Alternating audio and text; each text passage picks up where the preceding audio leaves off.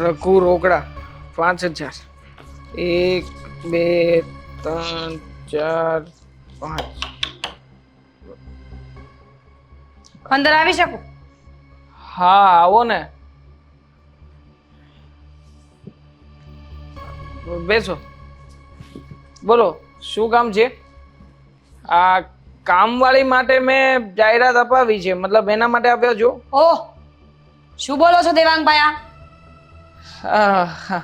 એટલે ભાભી મને એમ કે કદાચ બની શકે કે તમારી ઘરે પૈસા ખૂટ્યા હોય ને કદાચ અચાનક તમારે કામની જરૂરિયાત હોય તો આવ્યા હોઈ શકો એમ બીજું કઈ નહીં વધારે પડતું બોલવાની જરૂર નથી દેવાંગભાઈ.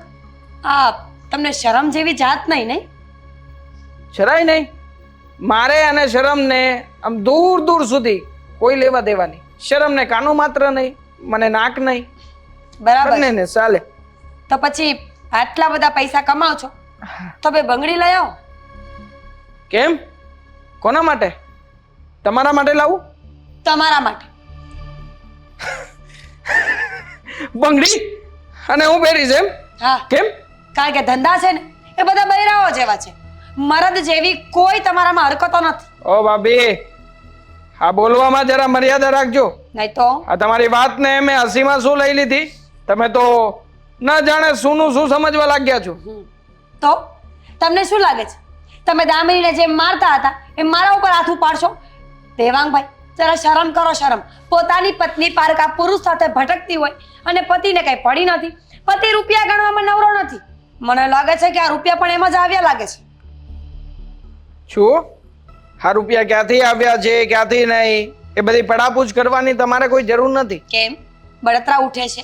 સાચું બોલું છું તો ગમતું નથી? ના ના બળતરા તો તમને ઉડતી લાગે છે હા આટલો સુખીથી રહી શકું છું કદાચ તમને ગમતું ના હોય ને આવ્યા હોય બની શકે ને સુખેથી તમે રહો છો પણ અમારા ઘરમાં આગ લગાવી એનું શું? તમારી પત્ની અમારા ઘરે રહી છે. આદિત્ય અને દામિની વચ્ચેના સંબંધો દિવસે ને દિવસે વધતા જાય છે. ખબર નથી પડતી તમને? પહેલા પ્રથમ તો દામિની હવે મારી પત્ની નથી હા અને બીજી વાત દામિની હવે આ ઘરમાંથી નીકળ્યા પછી શું કરે છે શું નહીં એના માટે હું જવાબદાર નથી. તો કોણ જે જવાબદાર? કરવું એ કરે મારે શું લેવા દેવા છે તો જવાબદાર કોણ છે એમ પૂછું છું. હોઈ શકે કોઈ પણ તમારો પતિ આ તમારા પતિને ટેવ છે જ્યાં હોય ત્યાં મોઢા મારવાની તો ઓહ. એમાં મને ના કહી શકો ને પહેલો બોલવામાં મર્યાદા રાખો. કેમ મારો આ પતિ તમે બોલો મર્યાદા ચૂકીને વાત કરી ત્યારે કઈ નહીં અને જ્યારે હું બોલું છું તો કહે છે કે મર્યાદા રાખો સમજવાની જરૂર તો તમારા પતિએ છે તમારા husband એ. સમજવાની જરૂર તમારે છે. બંગડી લઈ આવો કારણ કે જ્યારે સ્ત્રીઓ વાત કરતી હોય ને ત્યારે પુરુષોએ ઓછા ઉલાળા મારવા જોઈએ. હશે હા તમે તમતારે જે કહેવા માંગો છો એ કહી દો મને કોઈ ફરક નથી પડતો અને આખરે દામિની હવે તમારા ઘરમાં રહે છે તો પછી તમે પાલવે એમ કરો આ તમારા હસબન્ડને સમજાવો ને મને સમજાવવા આવ્યા છો એના કરતા જો દેવાંગભાઈ એક વખત દામિનીને મારા ઘરમાંથી લઈ ગયા પછી તમે શું કરો છો ને એનાથી મને કોઈ ફરક નથી પડતો પણ તમારે એને મારા ઘરમાંથી કઢાવવામાં મારી હેલ્પ કરવી પડશે. જો કાલ સવારે દામિની કંઈ કરશે આડે આવડું પગલું ભરશે અથવા એ અને આદિત્ય ભાગશે ને તો તમારી અને મારી બંનેની બદનામી થશે. એની કરતાં સારું ને કે આપણે બંને દુશ્મની કર્યા વગર એક થાય અને એ બંનેને અલગ કરીએ.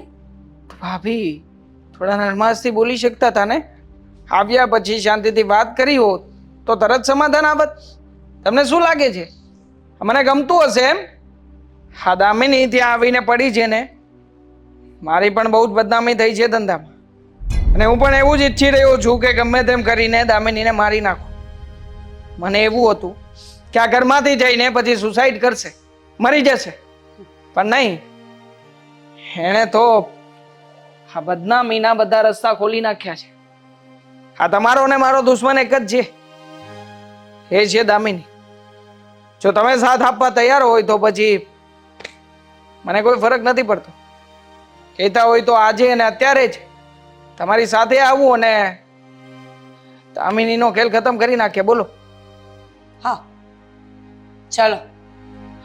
થેન્ક યુ હવે જો પાણી ઠંડુ લેશો થેન્ક યુ. જઈએ આપણે. ચલો જઈએ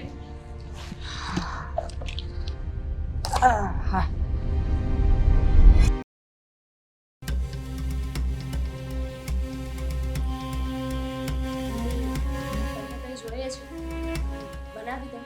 ના બેટા આરામ કર ને આટલી બધી કેર કરીશ ને તો પછી હા મને હવે ટેવ પડી જશે અને કામ ચીંધવાની.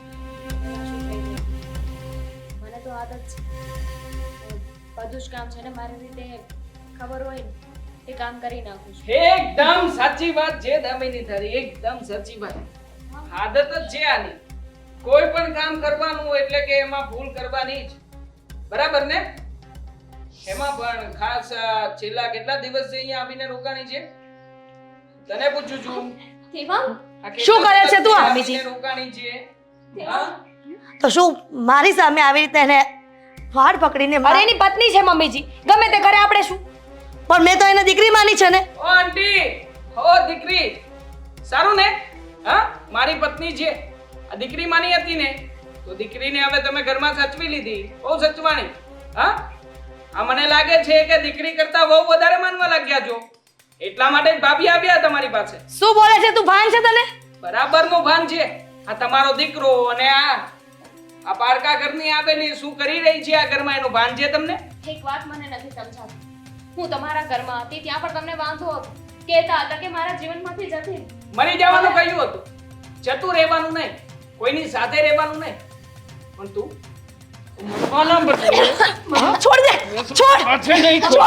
એ, આજી, આજી, આજી, જલ્દી તો આવ ને. આનું કામ કામ હે નહીં છોડ. એ દૂર આવીને ઘરમાં આવવાની હિંમત કેમ થઈ તારી? કેમ હિંમત ના કરી શકું? મારી પત્ની છે, મારી પત્ની કેટલા દિવસથી અહીંયા રહે છે, એટલા માટે જ આવ્યો છું. આજે તો એનું કામ તમામ કરી નાખું ને. મારું ઘર છે આ. હા, અહીંયા તું કોઈનું કામ તમામ નહીં કરી શકે. હા તો વાંધો નહીં દેવાંગભાઈ, લઈ જાઓ એને. તમારા ઘરે જઈને જે કરવું હોય ને એ કરજો, પણ હા હવે મારા ઘરમાં નહીં રહે. લઈ જાઓ એને અહીંયાથી. અહીંયા જ રહેશે, ક્યાંય નહીં જાય. કેમ? શું કામ? એવી તો શું લાગણી છે આના પ્રત્યે કે એને મૂકવાનું મન નથી થતું? પ્રેમ સંબંધ, આ બંને વચ્ચે પ્રેમ સંબંધ જો છે તો કેવી રીતે મૂકી શકે? હા, તમે તો કહ્યું હતું ભાભી. કેટલી વાર કહેવાનું? હા, તમારા લોકોમાં અક્કલ જેવું કઈ છે કે નહીં? ને તું મારી પત્ની થઈને તું મારા પર આવી શંકાઓ કરે છે, તો આવી વાત કરે છે. શરમ આવી જોઈએ તને. શરમ તમને આવી જોઈએ કે બીજા કોઈની પત્નીને ઘરમાં લઈ આવીને રાખી છે, અને આટલી બધી હમદર્દી શું કામ? શું કામ? જવા દો ને, મારી ભૂલ છે ને. હું એમ પણ બનોતી છું, ત્યાં હતી ને તો દેવાંગને પણ સરખી રીતે નથી રહેવા દીધા, અને અહીં આવી તો તમારા ઘરમાં ઝઘડા થાય છે. આ તો જા ને, તારું મોઢું કાળું કરો અહીંયાથી નીકળ. તું નીકળ. ક્યાં જશે? ક્યાં જશે? આ કોઈ હોવું તો જોઈએ ને. હા, મા બાપ તો છે નહીં, નથી કોઈ ભાઈ ભાભી, બસ કેવા પૂરતા ઘણા સગલા છે. સગલાની ઘરે રહી રહીને કેટલું રહી શકે? પછી આખરે એના ઘરના લોકો થાકે ને. હા, ભાભી આવ્યા હતા મારી પાસે, એમણે જ મને કહ્યું છે કે મારી પત્નીને અહીંયાથી લઈને જાઓ. આગળ તમારું છે ને તો પછી ભાભીનું પણ છે, એટલે ભાભીને આ ઘરમાં મારી પત્ની રહે ને એ ગમતું નથી, એટલા માટે લેવા આવ્યો છું. આ તો જતી રહીશ, તમારી સાથે પણ નહીં આવું ને અહીંયા પણ નહીં રહું, મરી જઈશું. તમે મને કહ્યું હતું કે મારા જીવનને હું એક મોકો આપું, એક મોકો આપીને જોઈ લીધું. મારા જીવનમાં કાંઈ સરખું નથી થવાનું. હવે હું કહેવા નહીં રહું. તે દિવસે તો તમે મને બચાવી લીધી, પણ હવે બચાવવાની કોશિશ ન કરતા. પણ હવે હું તને જવા જ નહીં દઉં. મારી પત્નીને વાંધો છે ને, તું અહીંયા રહે તો તું જઈ શકે છે આ ઘરમાંથી, અને તું આની સાથે મળીને આને વધારે હેરાન કરવા માંગે છે. તને દયા નથી આવતી આના પર? જરાય વિચાર નથી આવતો? કહી દઉં છું, એક શબ્દ પણ હવે તું આના વિશે કોઈ ખરાબ નહીં બોલે. કેમ? બેન છે મારી. લે બે, આ રૂમાલથી રાખડી બાંધી દે. આ લોકો આપણા પર શંકા કરે છે, આપણા પવિત્ર સંબંધને કંઈક અલગ જ નામ આપી રહ્યા છે. પોતાના સંબંધને તો કોઈ દિવસ સમજી નથી શક્યા, પોતાના પાત્રને જાણી નથી શક્યા, અને આવ્યા મોટા બીજા ઉપર કલંક લગાડવા વાળા.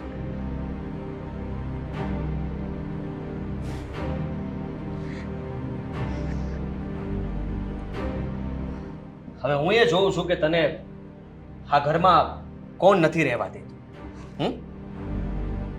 ચાલ નીકળે આ ઘરમાંથી. આદિ, જવા દો ને.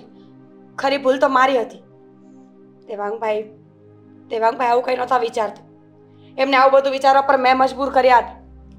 હું ગઈ હતી એમના ઘરે અને તમારા અને દામિનીના સંબંધો વિશે મેં જ એમને ઊંધી ચાવી ચડાવી હતી. કેમ ભગવાને એમને બીજાના ઉપર હાથ ઉપાડવાની તો સારી બુદ્ધિ આપી છે, બીજાને ખરાબ કહેવાની સારી બુદ્ધિ આપી છે, તો સામેવાળું વ્યક્તિ કેવું છે કેવું નહીં એની બુદ્ધિ નથી આપી.